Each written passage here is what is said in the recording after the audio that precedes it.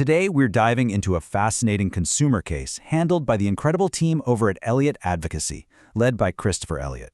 It's a story that starts with an airline downgrade, turns into a battle for a fair refund, and ends with a reveal you will not see coming. And it all begins with this number, $21,322.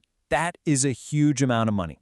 And it's exactly what Fran and John Edwardson spent on 2 business-class tickets for what they thought would be the trip of a lifetime. You see, as Fran later explained, this wasn't just some random vacation. Her husband, John, had planned this as a massive combined birthday and Christmas gift. They were going to see the Great Migrations on the Serengeti. So the emotional stakes here, well, they were about as high as they get. But just one day before they were supposed to fly, their dream trip hit a major snag. KLM sent them a notification. They'd been unceremoniously downgraded from business class all the way down to economy. And the difference between what they paid for and what they got was just staggering. They had booked those live flatbeds to arrive refreshed and ready for their adventure. Instead, they got what Fran described as a 12-hour torture in cramped economy seats. Not exactly the relaxing start they had in mind. So when they complained, KLM's response was, well, it was pretty bad. The airline blamed an equipment change and offered them just $924 in non-refundable travel vouchers. For anything else, they were told to go talk to their travel agent. Basically, not our problem. And this right here gets to the absolute core of the problem for so many travelers. When an airline does something like this, what are the actual rules they're supposed to be playing by? And more importantly, what are your rights? So the first big question is, can they even do this? Is it legal? And believe it or not, the answer is yes. Airlines are allowed to downgrade passengers. The most common reason they give is a last-minute equipment change, where they swap in a smaller plane that has fewer premium seats. But, and this is a big but, they are not allowed to just keep your money.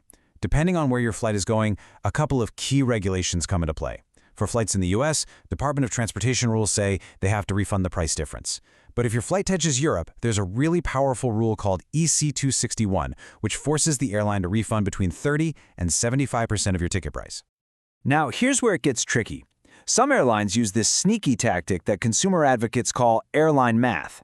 Instead of refunding you based on what you actually paid, they calculate the difference based on the most expensive last-minute economy fare. And what that does is it makes the price difference almost vanish, leaving you with next to nothing. So what on earth are you supposed to do? Well, drawing from Christopher Elliott's extensive experience as a top consumer advocate, here are the essential strategies for fighting back when an airline tries to pull this on you. It really comes down to 4 key steps. 1. Know the rules of your ticket. 2. Try to argue your case before you even get on the plane. 3. Whatever you do, do not accept their first offer. And 4. If you're getting nowhere, you've got to escalate it up the chain. Let's just break that down a bit. Before you say a word, research your fare rules so you know what you're entitled to. Then, at the airport, be polite but be firm. Remember to insist on the cash refund that the law often requires, not just some useless voucher. And if that gate agent can't help, ask for a supervisor, someone who actually has the power to fix the problem.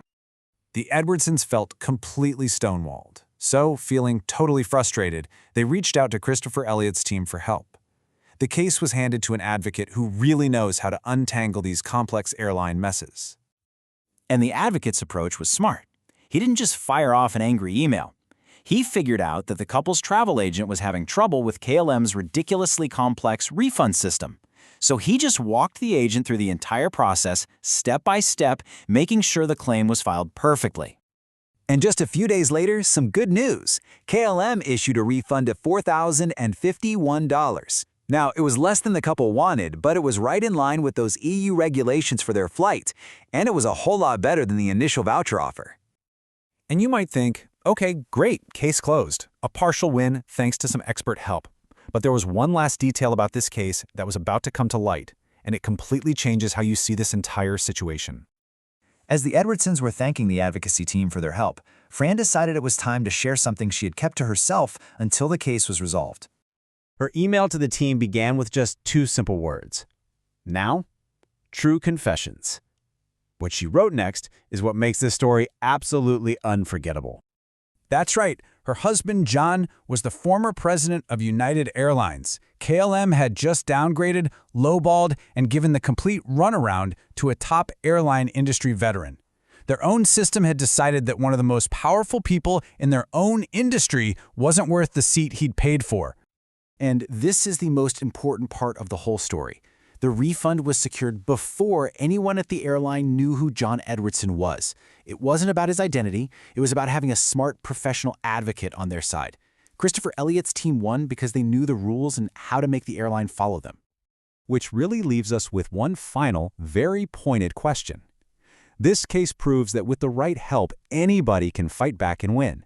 But it also makes you wonder, should it really be this hard? Do you really need to be a former airline president just to get the refund you are legally owed?